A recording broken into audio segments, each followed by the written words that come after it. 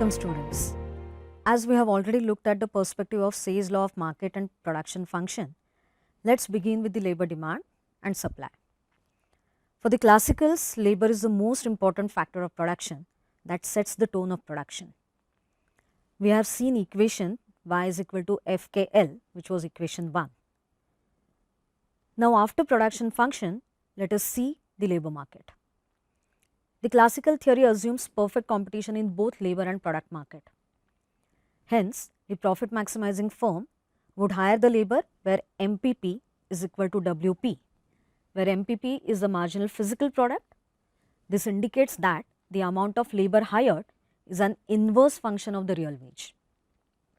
Hence, increase in employment is not possible without fall in the real wage. Firms would hire additional labor only if the real wage rate falls. For a firm under perfect competition, marginal revenue MR is equal to price and marginal revenue productivity is equal to marginal revenue into marginal product of labor. That is MRP is equal to MR into MPL. MC is equal to W by MP. That is marginal cost is equal to wages by marginal product, which is equation 2. Equation 2a states that in perfect competition, price is equal to marginal cost, P is equal to MC. Substituting equation 2 into 2a, we get price equal to wages by marginal product, that is equation 3, P is equal to W by MP. Now multiplying both sides by MP, we get price into marginal product of labor equal to wages by marginal product into marginal product.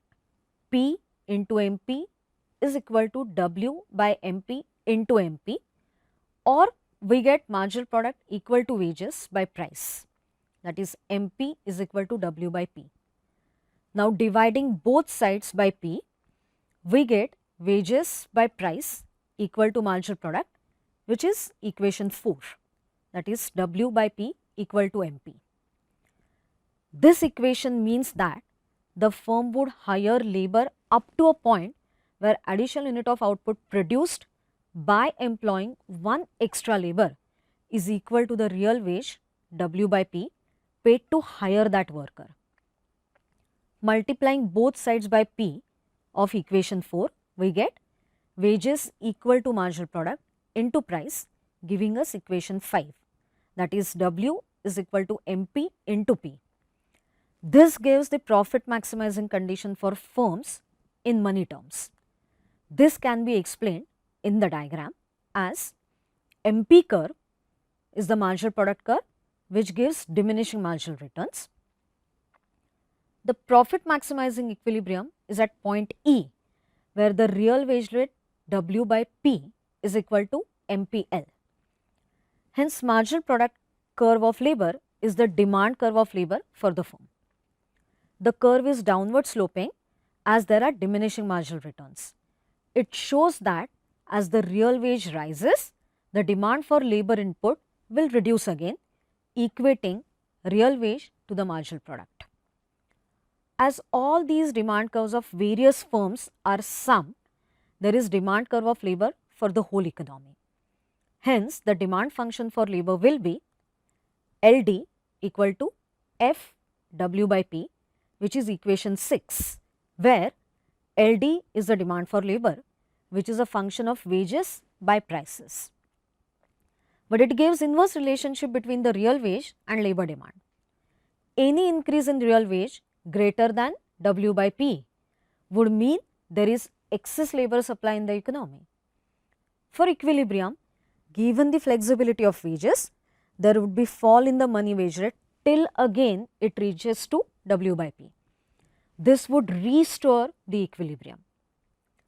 This level of employment found at W by P would be full employment level, that is those who are willing to work at the prevailing wage rate would find employment. It is not just the labor demand, but understanding the labor supply is also very important. For a perfectly competitive labor market, the supply curve of individual labor will be upward sloping, giving the positive relationship between the labor supply and the real wage rate. This means that more the real wage rate, more would be the supply of labor. This diagram denotes this relationship where LS is the labor supply curve, which is upward sloping.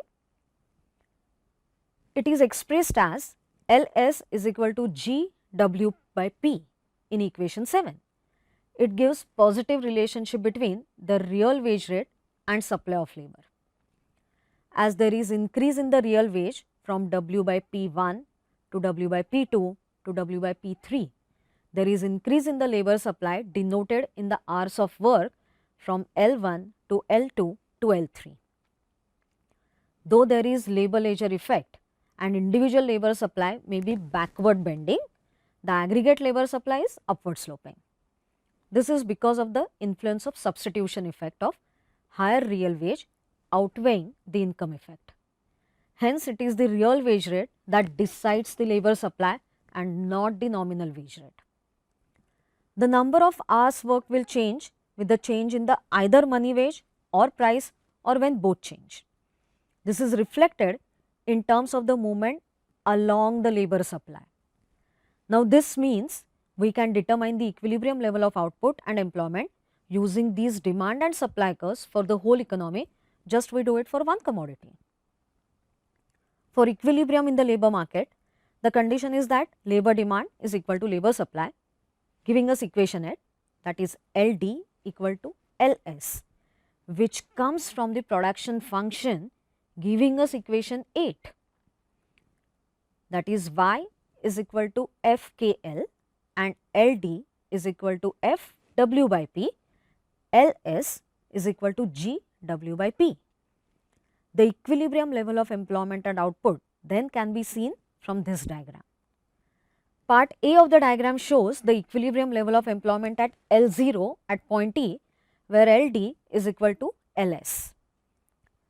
Corresponding to this level of employment, we can see the equilibrium level of output at Y0 with labor employed L0 that corresponds to the point E. Thus, we can see that factors that determine the output and employment correspond to the level of labor demand and supply along with the position of aggregate production function. In the model, the supply side factors are considered that lead to the determination of equilibrium level of output, income and employment. This is the amount that firms choose to produce. Labor demand and labor supply help us in understanding the labor market equilibrium. So, how this equilibrium is decided, that we will discuss in terms of money wage. The quantity of labor that is demanded by firms at any money wage depends on the level of price. From wages equal to marginal product, W is equal to MP, from the earlier equation, we get wages by prices equal to marginal product, that is equation 9, that is W by P equal to MP. With the given money wage, the firm will select the level of employment at which wages are equal to marginal product of labor multiplied by price, that is giving us equation 10, that is W equal to MPL into P. This relationship indicates that any rise in the price level will increase the labor demand, as firm would get more revenue by selling the output of each worker. This will induce the firm to produce more and sell more at a higher price, leading to hiring of more workers. But the rise in price would be more than the rise in the wage, indicating that there is fall in the real wage.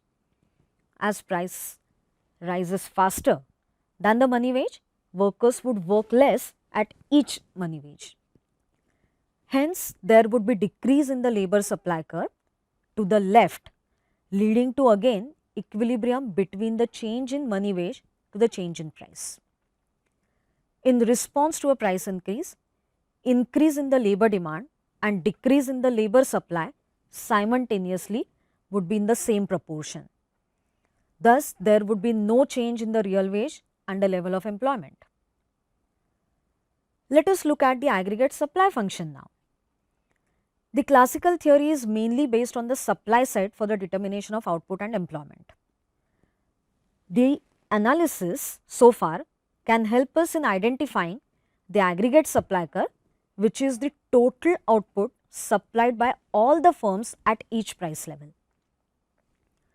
Supply curve of each individual firm is upward sloping, but the aggregate supply curve is now vertical. The equation 11 under perfect competition is wages by marginal product equal to price, or marginal product is equal to wages by price. So, under perfect competition, W by MP is equal to P, or MP is equal to W by P. It says that marginal product equals real wage. Labor and product market both are perfect, indicating that individual firm is a price taker firm, that it accepts the market money wage rate while deciding the profit maximizing level of output and hiring the optimum quantity of labor. As the money wage is assumed to be fixed, the supply curve of an individual firm is upward sloping. Firm will demand more labor at a fall in the wage rate. Firm will also increase the demand for labor with the increase in the price and produce more output. But for the economy as a whole, wages will vary to maintain the equilibrium in the labor market. In this figure, panel A and B help in deriving the vertical aggregate supply curve in the classical model. Panel A gives the employment and money wage rate relationship, and panel B gives the output and price relationship. In panel A, equilibrium point is E with price level P1, money wage rate W1 and labor employment L1. With the rise in the price level to P2, equilibrium will shift to F with labor employment remaining same at the wage rate W2.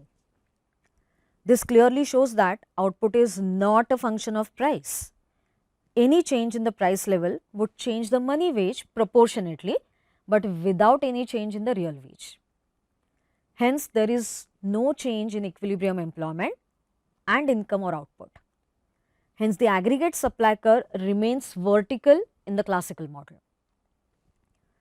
So, higher values of price level would require proportionately higher levels of money wage for maintaining equilibrium in the labor market. Hence, it again reiterates the fact that output is determined by supply side factors, that is relationship between labor market and aggregate production function.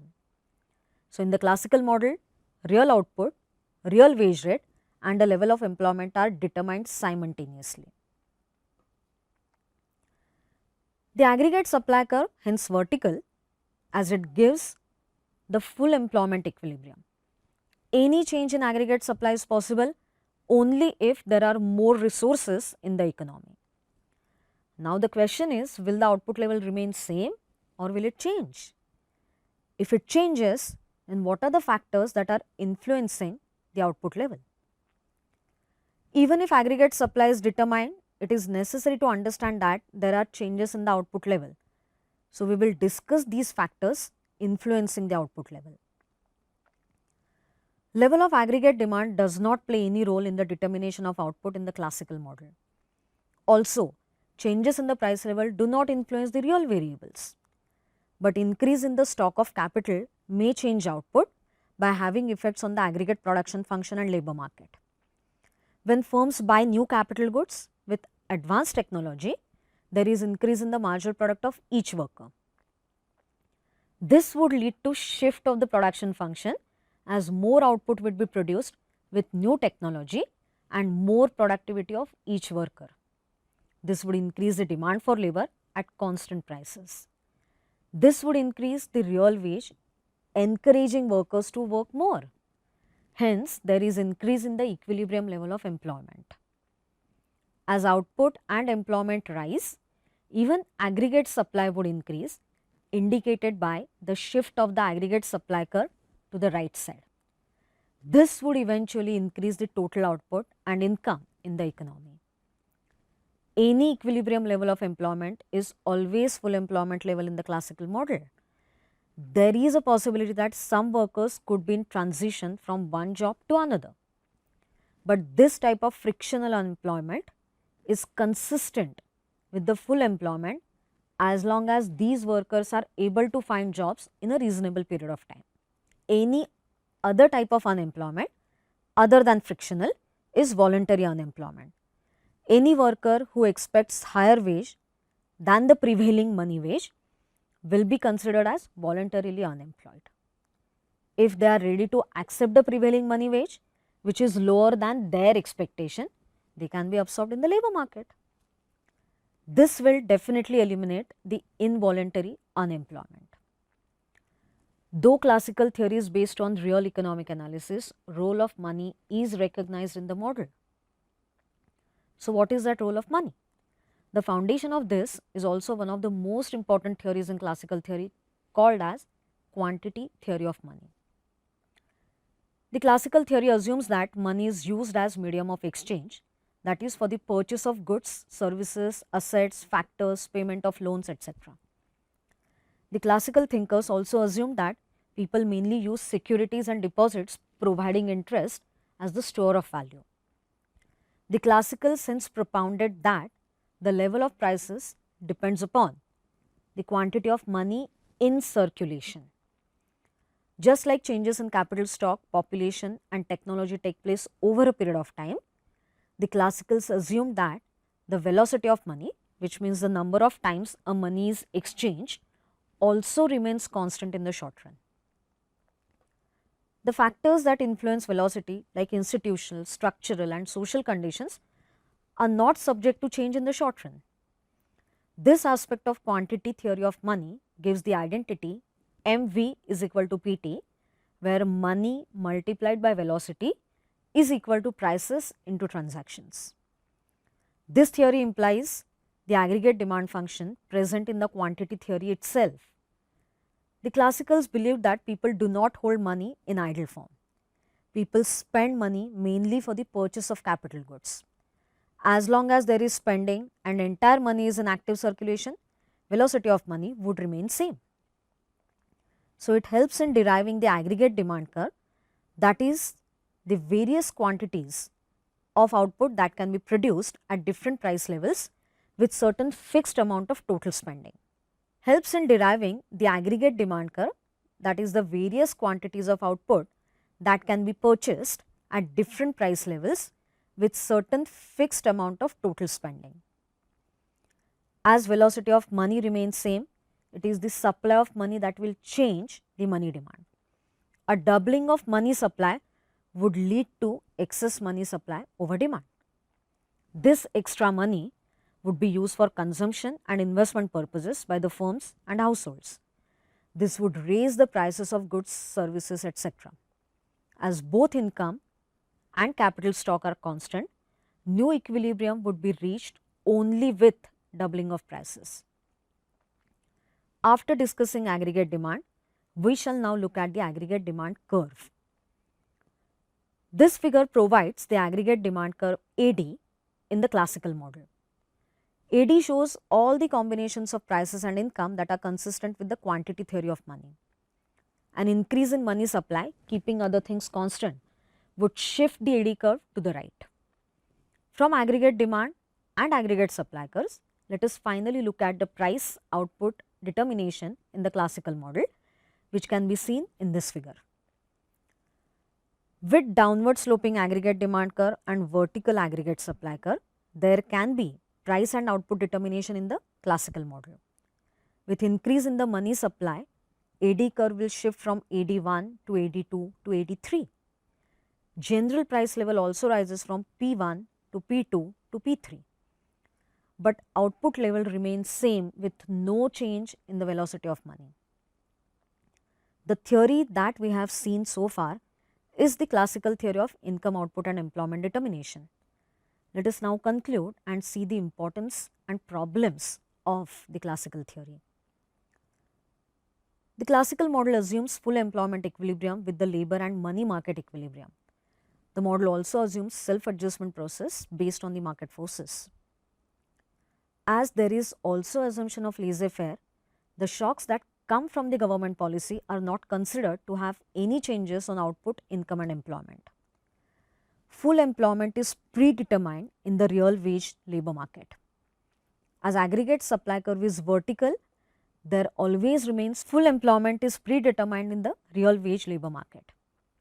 As aggregate supply curve is vertical, there always remains full employment equilibrium. For the classical theory, as money is mainly medium of exchange, stability of money supply is essential for ensuring the price stability. Hence, the monetary policy is the main instrument for the classical economists. As the money is assumed to be neutral, there is more importance to real variables than monetary variables. The real supply side factors like population size, stock of capital and technology determine the equilibrium level of employment, income and prices. As money and commodity markets are not related to each other, there is clear separation of nominal and real variables. The classical economic model also rules out interventionist policies of the government overall. The aggregate supply curve in the classical model later helped in the derivation of the long run aggregate supply curve for the economy in the modern economic theory. Despite its strong theoretical arguments and dominance of classical theory of income output and employment for almost 2 centuries, the system collapsed during the Great Depression. The assumptions of perfect competition, full employment and supply creates its own demand were challenged during the period of Great Depression, leading to widespread unemployment and deflation in the US economy from 1929. The effect of the Great Depression was felt by almost all the industrial economies for a long time period with substantial fall in the output, income that is GDP, employment and foreign trade. Labor and capital were available in the market without any adequate demand for it. The lack of any policy or theoretical argument from the classical theory led to the collapse of the system and the rise of the Keynesian economics. So, let us summarize the session at the end. In this lecture, we have seen the classical theory of income output and employment. The model explains the full employment equilibrium with the foundation of Say's law of market. The classical theory provides economic analysis with real variables and based upon the perfectly competitive market. With vertical aggregate supply curve, there will always be a full employment equilibrium. So, let us hope that you have understood the theoretical framework of classical theory along with the main postulates. Thank you very much.